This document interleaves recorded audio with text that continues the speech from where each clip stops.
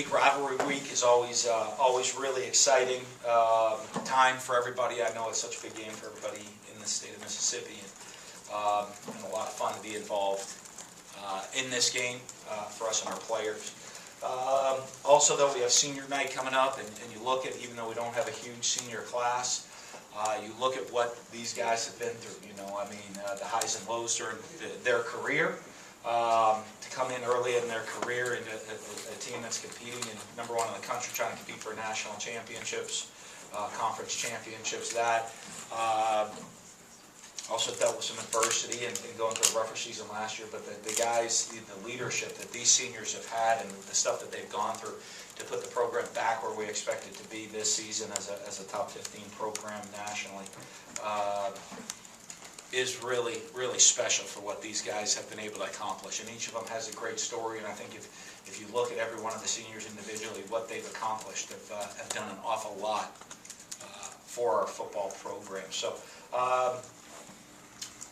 I know usually I'm always making sure we have a great, exciting environment, making sure to encourage our fans to show up, and creating that home field advantage for us. And I don't think I have to do that this week. I think they'll be pretty excited about this game. They usually are. So, we expect a great environment. We expect a fun day. Playing the game on Thanksgiving night is such a cool deal. I know I remember the game, when I was watching football when I was younger. I remember the game being played and watching it on Thanksgiving night. And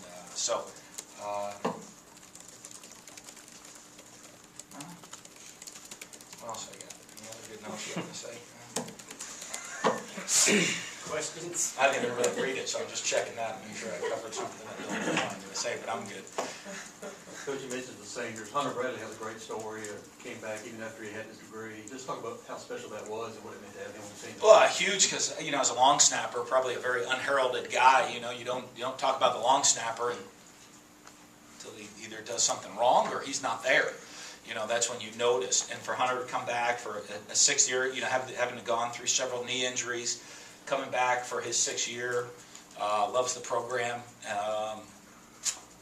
Probably like a lot of guys, though. I know he loves the program, loves playing, and pushing off the real world for another year is not a bad deal. It's not bad being a football player on scholarship at Mississippi State. Life could be a lot worse, for you. And he was smart. His funny story, actually did a good job negotiating academics with me through last season's off-season program. And I said, Coach, I've been through 5 of them already. I'm tough. I'm probably not going to get a lot bigger, faster, and stronger. I got some academic things to take care of. We kind of set my own program in place, and we did that for him. And but had a great opportunity to come back and get a master's degree and finish up in school is a unique story, and he's been a huge part of our team and program for the last 6 years now. Ole Miss lost Shea Patterson, former 5-star quarterback. They bring in a JUCO guy that seems to really kind of level things out for him and keep things going offensively. What have you seen differently from him? What kind of challenges does he provide? Well, you know what? I see them executing still at a high level. He throws the ball well. I think one of the things being a junior college player, coming in instead of maybe saying, hey, they've had to go with a true freshman as the backup quarterback coming in. He played a bunch of college. He played college football before getting there, so had some experience. Obviously, did a great job of winning out to be the number 2 guy on the team. And has got a bunch of experience playing. I think they have very similar styles in what they do. He can beat you with his legs running the ball. May even be more athletic than Shea, even though Shea was. I think Shea's a really athletic guy. Playing him last year, I remember watching him in high school and then watching him play and playing against us last year, and I thought he's a lot more athletic than I thought he was on high school film. As a dynamic playmaker. But Jordan really can do the same things for him. He throws the ball, understands their offense, makes the reads, but is also very dangerous. That he can beat you not just with quarterback runs, but the ones that are more dangerous are the extending of plays and scrambling. I think those are the ones that his ability to improvise makes it even more dangerous. 3 SEC games in a span of 12 days. How tough is that as a coaching staff to prepare for, especially this week with it being the shortest week of all? Well, I think obviously it is. you know, how the schedule played out, they didn't even have to do that. You know, I think they had a non-conference game as one of those games. So it's always a challenge, both physically and mentally. The mental grind of preparing for games against SEC West teams, you know, which are always battles. And like I said, I mean, you look at the difference between top to bottom in the West is not a lot. If you don't bring your A game, you know, you're going to be in trouble every single week. So keep that focus. That grind is huge. At the end of the season, it makes it tricky, just with injuries and guys being banged up. But I tell you, we practiced last night, and it was, you know, I mean, you know, I get into the schedule right now because, you know, it's a Monday press conference with a Tuesday practice, and you know, but then tomorrow's like a combo day. Or no, tomorrow's a regular Wednesday, and Wednesday's a half Thursday, half Friday. It's a weird deal, so you kind of get all out of whack for the coaches and the players even. But you know, it's a plan we've used in the past. Our guys know it, and the coaches know it, and I love the attitude our guys, the approach they've taken, and how they came out last night. I mean, they came out ready to go at practice last night. Coach, you guys left the post game at Arkansas and came directly here to the football complex, started getting ready for Ole Miss. That approach, the short turnaround there for you, how does that change maybe your mentality or your approach going to the ball game? Well, it doesn't, you know, you accelerate everything, you know. Unfortunately, I usually like to enjoy a win on a Saturday. We did, you know, I mean, we enjoyed it. Coach Kalani, he was very gracious enough to have the planes available for the coaches to fly home, and he flew home with us. So we enjoyed our plane ride home together. We had a good time on that. The second you got off the plane, it became Sunday morning. You know, where the game's behind us, and we got to get grinding and get back to work and wrap this game up and get ahead to the next game. So, but besides that, I think everybody was ready for it. It's just that mindset that, hey, that was a hard-fought win, a well-deserved win, but you know, hopefully we get a win on Thursday, and we'll try to enjoy both of them on Friday and Saturday and take a little combo 48-hour victory window this coming weekend to make up for what we missed last Saturday night. Hey Dan, when you first got here, there was a lot of talk about the school up north, that sort Yeah. of thing. But now it seems to have simmered down a little bit. They're still there. They didn't change locations, have they? They haven't, but you don't seem to bring it up as much or as you did in the past. How come? You know what? I don't. I think a lot in what we've tried to build here as a program. I think when I got here, that was a big point for a lot of our fans. You know, is that rivalry game, and we built off of that rivalry game. You know, and created a lot of excitement off of that rivalry game. And now, you know, we're looking to try to have our third 9-win season in 4 years. You know, the fourth, right, since I've been here, and Bill had something, right? There were 3 before we got here? Correct. Oh, he's saying 5. Bill had 3, no. But there have only been 6 9-win seasons in 118-year history. No? Okay. Whatever. But you know, as I look at it right now, I think we've changed a little bit of maybe the image profile, whatever the right word is. We've just changed the program around. Now we're a nationally prominent program. You know, with the expectation of being a top 20, top 15, top 20 team every single year. And so the program, I don't want to belittle it because it's still, I mean, this is the biggest game of the year, right, for us within the program, for our fan base. It's still the biggest game of the year. I don't want to downplay it. But we've also, I think, elevated the level of our program with a little bit more national prominence. That is not all about one game now. I mean, we're trying to compete for championships in the SEC and national championships as a program. And I think that rise in prominence as the program has maybe brought other attentions, not just this one attention. So it hasn't dropped. I just think everything around it and within the program has raised up, and maybe so it doesn't seem that it's an all or nothing game anymore. Had obviously a lot of success on the ground last year in Oxford and things. Had new defensive coordinator things for Ole Miss. What's similar and different with that Ole Miss defense? Well, I mean, different schematically. They got different players. You know, I mean, there's not a whole lot you can take from last year's game. You know, different head coach, different offense coordinator, different defense coordinator. So a whole new operation that you're going against. So I don't really put a lot into last year's game. And to be honest with you, when you play the rivalry games, record, last year's game, what happened the year before or 2 years before that, or 9 years ago out here, or 8 years ago, whenever it was my first game out here against them. That's all. None of that really holds a lot of weight for this one. Hey, Dan, anything new regarding the health of Des Harris or Donald Gray? No, I don't expect either of those two guys to be back this week. So we should get Brandon Bryant. We're hoping to have him back, and Keith Mixon back. And they said there's an outside chance Gabe Miles could be back for this game as well. So that'd be big, for us. But both Donald and Des will not be available for this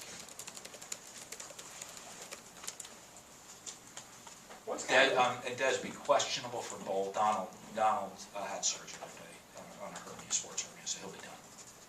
Not really a game question so much, but with the game being on Thanksgiving, what's kind of the game plan for just celebrate the holiday kind of deal for your guys? For my guys or me? I can't speak for everybody, but we'll do, figure out my days here for y'all real quick. So usually, it's a Tuesday night of this week, okay? Which is kind of a half Wednesday, half Thursday. But Tuesday night, we'll have a Thanksgiving family dinner. Coaches' families will come, and all the players after practice. So we'll have a family dinner here, kind of Thanksgiving for them at the facility. Now, Wednesday is pregame. Thursday's game day, so that doesn't change. Then we'll finish up after the game Thursday night, hopefully with big smiles on our face and a nice centerpiece for Thanksgiving dinner at my Thanksgiving table on Friday. The players will be off for the weekend. We'll get everybody back in Sunday night to kind of get ready for exams and go through a bowl schedule of what we're looking at with the possibility, what bowl games might be possible, and how the schedule will play out for those. But everyone will have that time off to go spend family time. I think my brother and his family, my dad are coming in, so we'll have a really nice Thanksgiving dinner. Friday, usually we come in. I think I'm bringing the Salvation Army bells Friday morning, 9 a.m. You can usually find me out there. It's at Walmart. Kroger. We're Kroger this year. I'm a Kroger. We're Kroger last year. Was that last year? They all blend together after so many, I guess. But I'll be out there Friday morning. We'll come in as a staff. We'll wrap up the game Friday morning as a staff. Put that behind us. Everyone will go enjoy Thanksgiving dinner, and then we'll come back in Sunday to go through recruiting schedule for the first week, and then we'll go Sunday night have team meeting to start that and get ready for the next schedule. Those are my holiday plans. Probably a lot of football. Got to find time to work out because I will eat a lot. Recruiting season usually is not the healthiest time of year either for coaches. Usually pounds. I don't want to hurt it too bad. You may have mentioned this before. What is Des dealing with? Where's Des? Oh, Des had a thigh bruise. So Des had, and it was one of those deals. Had a thigh bruise. It wouldn't stop swelling. Had to go into the hospital. And with the amount of bruising, it turned into a rhabdomatosis situation.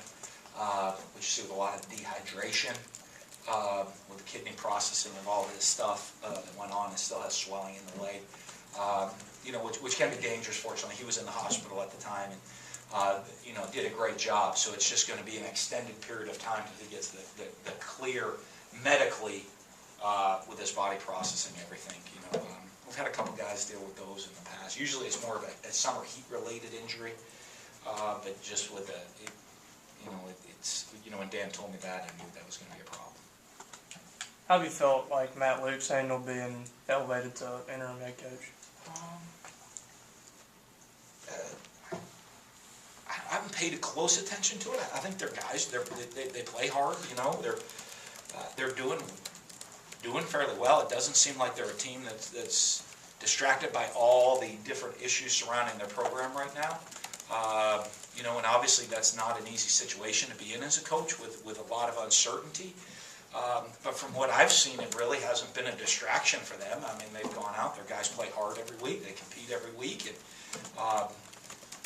without knowing any ins and outs of actually what's going on day to day within their program, it seems like he's doing a pretty good job handling the situation. Hey, Coach, do you want your guys to embrace the emotions of this game, or would you rather them treat it as, just another game? I want them to embrace it, and I don't have to worry about it. They do. It's not another game. Rivalry games are just not. And so it's an important game for everybody. And I don't even have to bring it up. I mean, they know. We treat everything gets a little differently. It is one of the fun parts about the game being on Thursday is it makes it unique in its own way that way. There's a lot of unique things about this game, and I think everybody in our program embraces it. And I mean everybody in our program. I'm not just talking about the players or the coaches, the trainers, or everybody in this building. I'm talking about everybody in the Bryan building. I know embraces it. I know everybody in the president's office certainly embraces it, and it's a big game for Mississippi State people, and it's a big game for their people as well. Just the bragging rights within the state, it means a lot, and so that's what makes rivalry games so fun. It's make college football so special. That's what's fun. This makes it a fun weekend around the country.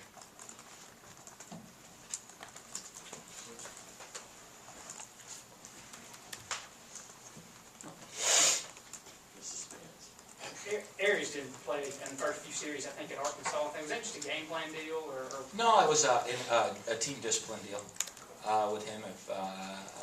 That we just handled internally with a discipline deal. That he wasn't going to start the game and play the first two series. He wasn't going to play the first two series. So, not a major issue, but something just Coach Knox and I decided we wanted to just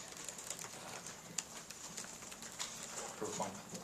Did that roll over to this week? No.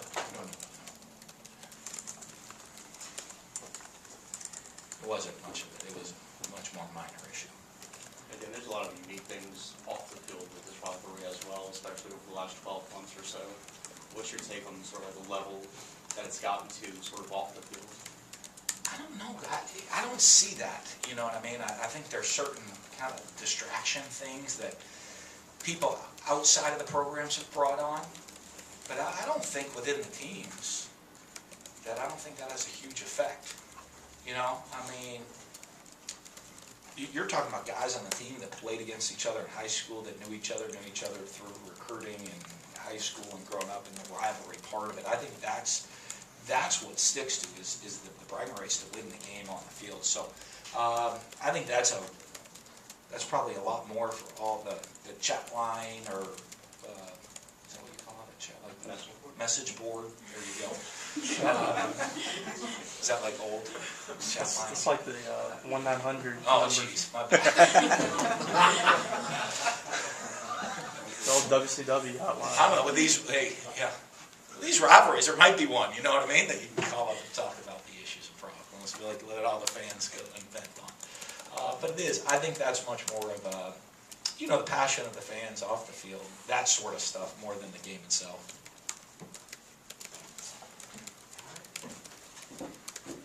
All right, thank you. Good. We'll end with that. Players- They'll stay.